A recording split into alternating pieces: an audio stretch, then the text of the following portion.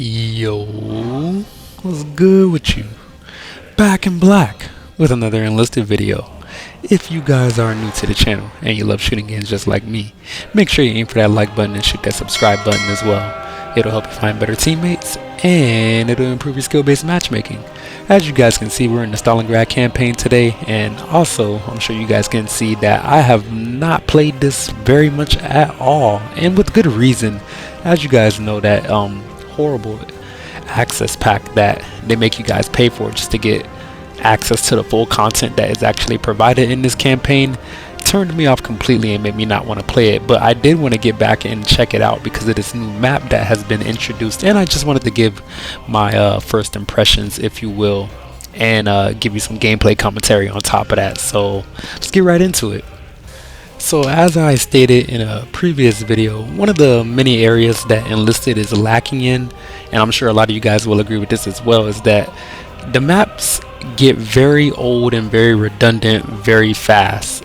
But one of the things that I would like to acknowledge about Enlisted is that when they actually do bring us a new map, they do almost immaculate job of creating a one-to-one representation of what you would have saw in real life, and for that I have to give them the highest of praises and gratitude. So, you know, that being said, this map, if you look at the historical photos of what they provided on their blog post, and even if you just Google what it looked like in real life back in 1940, you'll see that they pretty much made you know, a one-to-one representation, and it has that very nice dark gritty atmosphere that you would expect in the Stalingrad campaign and all the other maps for that matter as well. Again, it's kind of a shame that it's, you know, in this campaign of all campaigns, because I just simply don't plan to play it as much because I just don't plan on buying that full access pack. So it is what it is, and it doesn't have as much allure as the Pacific campaign did, but nevertheless a new map is a lovely addition to the game, and it's a long time coming, which I can understand why everybody's jumping in to play this campaign, because it's at such a very low rate that we even receive new maps that everybody kind of just feels obligated to jump onto a campaign that they don't even like just to try out a new map and get a fresh experience. So if that, you know, tells you anything about this game, Enlisted developers, you probably would bolster the player numbers a lot if you would add more maps and more than one map in one campaign every time you make an update.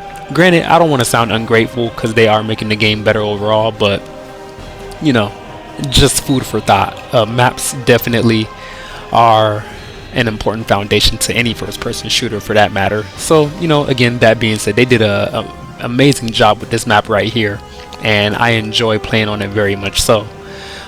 Moving on from talking about the map, I just wanted to talk about the gameplay. As you can see, I am playing as the Russians, which is I probably should have put a little more thought into it, because you know, we ended up on defense, and you would think like, yeah, I want to win the game, but at the same time I also want to see the rest of the map. So I want to say it's kind of a blessing that we lost, which I don't want to say, you know, I condone losing, but for the sake of just exploring the rest of this map and for your guys' enjoyment, you know, I had to take the L, so we'll just leave it at that. That's why I lost this gameplay, but I'm doing a pretty good job trying to hold my own here. I do come in first place at the end, as you can see, but I feel severely hindered, and you know, since I'm only level 6 in this campaign, for the most part the only thing I have access to is riflemen with bolt action rifles, so it won't be very often that I can even build a rally point, let alone ammo boxes or barbed wire, which is definitely something that I would recommend for this map in particular, because of a lot of it is predicated on people entering through doorways and windows. So if you can, like, how should I say, build up your house, kind of like board it up, not board it up because you can't put wood on windows or anything like that, but just put barbed wire on the windows, or at least on the inside, so when they jump through they're slowed down severely, then you can mow them down that way. So definitely something I would recommend is you want to use barbed wire as much as possible on this map to either funnel the AI into certain doorways and windows, or block them from flanking you on the left or right, which is something that you can fall victim to very much so on this map as well, because it seems like it's kind of just a frontal assault, but that's only for the first point when they're running out in the open. Once they get into the actual factory, it becomes a lot more of a game of who can flank who better, or who can be aware of their flanks more often than not. And it does become a bit of a meat grinder just because of the close quarters, orientation of the map. So when you get to the second, third, and fourth, maybe even the last point, I would definitely recommend using assaulters and machine guns as much as possible, which brings me to the new addition of the heavy machine guns. I did not get to use them yet because I haven't even fully leveled up my gunner squad for this campaign. Again, I'm only level 6. But I do imagine that you would be able to lock down very, very large corridors with the use of those heavy and or light machine gun emplacements, and then that will basically force the enemy to flank either on the left or right, which your team has to be aware enough to counter and take care of that. Which kind of brings me to another point. Another thing that I harp on a lot when it comes to this game is, why don't they have game chat in the game? It would make coordinating with your team so much easier, especially on maps like this where you can get attacked from various different angles and from even various different heights. So speaking of heights, another thing I would definitely recommend you try to do on this map is find the high ground as much as possible, especially when you are on the defense. More often than not, the people who are attacking would not expect you to get to shoot them from that angle, which is something that I discovered would be very, very advantageous my first playthrough. And I don't even know if I said so, but again, this is my very first game playing on this map, and that's one of the very big things that I noticed in my first playthrough, is that if you can get some high ground, you will be very devastating and hard to deal with for the enemy. And the reason that is because of the sheer amount of cover and rubble that is very prevalent on this map. And again, it makes sense because this is a giant factory that has been bombed out for days and days and weeks, so it only makes sense that there's rubble and debris and cover everywhere that people can hide in or behind, which may make it a little annoying if you're on the attacking side of this, but just for the sake of defense, it makes it a lot easier to hold people off. And if you are attacking, it gives you a lot more stuff to hide in or behind when you are either on the point, or if you need to run to the left or right trying to get a flank off, which is probably going to be the best way you can get a W on this map if you are playing on offense. So, for those who are playing on defense, again, I would definitely recommend getting the high ground where you can and using barbed wire and sandbags and machine gun emplacements as much as possible. It's convenient that the machine guns come out when they did, because it almost seems like it was tailor-made for a map like this. And maybe they designed it that way, but neither here nor there. What else could I talk about? Just the aesthetics of the map. It's gonna be, if I had to rate it 1 to 10, it's probably gonna be, I want to say a 8. Just as far as the gameplay.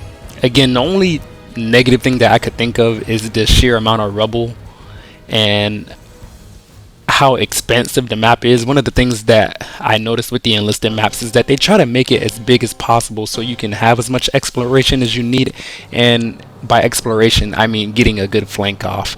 So I almost want to say this map is offense oriented. I've seen other YouTubers say that it's defense leaning, but I simply don't see it because of there's so many different doorways and windows that you can come from, and as long as your team is attacking from multiple sides, whether it be the left and the right, or the middle and the left, or the middle and the right, you should be able to break through eventually. And the only reason this game was even as close as it is because I was on the team, and granted, I didn't even have all the equipment that I really needed, because I don't know, it's just like if I had more machine gunners and maybe some more PPDs or PPSHs instead of just one that would die pretty much in the first 30 seconds that I decided to use him, it is what it is. But playing this campaign kind of made me remember how it was when I first started playing this game. I felt very underpowered in comparison to the people on the other team who were running around with STGs and basically only automatic weapons, whether it be a MG15 or MG13 or whatever the case may be. Not to say that you can't hold your own. As you can see, I'm obviously doing my thing with the bolt action rifles, but every time I got a chance to pick up a STG or a MKB, whatever you want to call it, I did it, and I used it to great effect, which it almost makes it seem like, wow, man. I get it, man. I get it, and that's why it reminds me that all these complaints that I hear from people who are newer at the game, or people who are just tired of using bolt action rifles all the time. I understand. Like, maybe they should just make like a certain playlist where you can only use bolt action rifles. And I understand that's probably what the average soldier, especially on the Russian side and the German side, was issued with. So I can deal with the historical inaccuracies of everybody having an STG or a MG34 or whatever the case may be, but it's like, dang, when you're a newer player and you have to go up against that, I feel for y'all. It's like, if you don't have really good aim, or at least decent aim and map knowledge and just FPS skill in general, you're going to be at a severe disadvantage. So it is what it is. All that being said, you will still have a good time playing on this map. This is one of the better introductions in the game. I would say this map is definitely top 10 if I had to guess, or if I had to, like, I've only played on it once, but if I had to like rank it out of all the maps in the game, and there's a lot of maps in this game because there's a lot of campaigns, I would definitely put it in the top 10 for sure. As aesthetical beauty, that's still going to belong to the Pacific campaign. Just that scenery in general is going to be way better, but as far as like being accurate to the time period and making you feel like you're fighting that dark, dingy warfare in Stalingrad, I would say they did a really good job, man, for sure. So I'll give you guys a proper gameplay analysis when I get a few more games on this map under my belt, and that may take a while because, again, I don't even know how much I want to play this, considering that I don't plan on buying that full access pack, because just with the state of the game in general, I'm not really in a mood to spend my money, like hard-earned money, on it. It's good enough that they already get me for premium time. Everything doesn't have to cost $40-50, you know what I'm saying? So I almost dropped my controller.